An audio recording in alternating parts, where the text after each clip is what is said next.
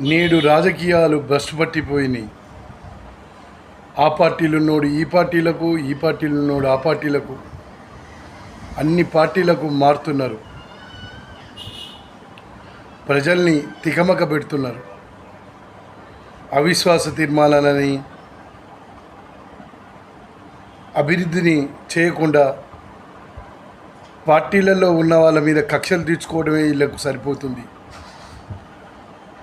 నియోజకవర్గానికి మంచి చేయాలి, ప్రజలకు మంచి చేయాలి, నిరుద్యోగ యువతకు ఉద్యోగాలు ఇప్పించాలి,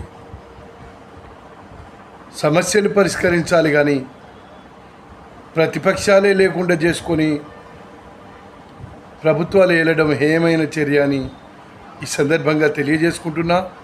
ఇది ఎంతమాత్రం మంచిది కాదు ప్రభుత్వాలకు. ఇట్లా చేసుకుంటూ పోతే మీకు కూడా అదే గది పడుతుంది. గతంలో అదే గది పట్టింది. యాదగిరి రాజయోగి.